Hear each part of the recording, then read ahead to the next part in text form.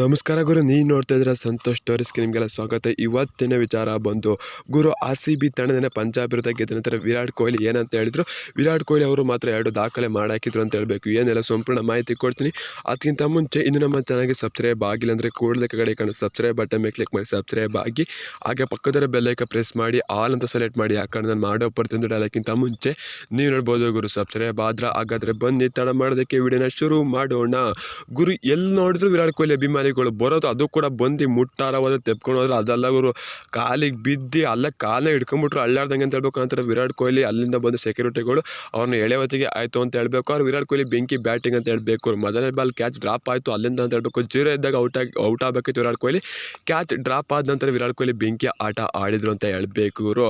ವಿರಾಟ್ ಕೊಹ್ಲಿ ದಾಖಲೆ ಏನು ಮಾಡಿದ್ರಪ್ಪ ಅಂತಾರೆ ಗುರು. ವಿರಾಟ್ ಕೊಹ್ಲಿ IPL ಅಲ್ಲಿ 654 ಕಂಪ್ಲೀಟ್ ಮಾಡಿದ್ರು ಅಂತ ಹೇಳ್ಬೇಕು.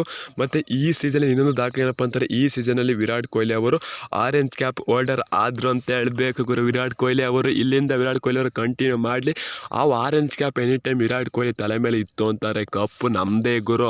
ವಿರಾಟ್ ಕೊಹ್ಲಿ ಒಂದೇ ಸಲ ಆರೆಂಜ್ ಕ್ಯಾಪ್ ಹೋಲ್ಡರ್ ಆಗಿರೋದು, ಆಮೇಲೆ ಆ ವರ್ಷನೇ ಫೈನಲ್ ಹೋಗಿರೋದು RCB ಅಂತ ಹೇಳ್ಬೇಕು. ಇವತ್ತಿನ ಮ್ಯಾಚ್ ಬಗ್ಗೆ ವಿರಾಟ್ ಕೊಹ್ಲಿ ಅವರು ಏನು ಹೇಳ್ರಪ್ಪ ಅಂತಾರೆ, ಇವತ್ತಿನ ಮ್ಯಾಚ್ ನಾವು ಗೆಲ್ಲಲೇಬೇಕಿತ್ತು ಅಂತ ಹೇಳ್ಬೇಕು. ನಾವು ಪಾಯಿಂಟ್ ಟೇಬಲ್ ಮೇಕ್ ಹೋಗಬೇಕು, ಮತ್ತು ನಮ್ಮ ತಂಡಕ್ಕೆ ಹೋಮ್ ಗ್ರೌಂಡ್ ಗೆಲ್ಲಲೇಬೇಕಿತ್ತು ಅಂತ ಹೇಳ್ಬೇಕು.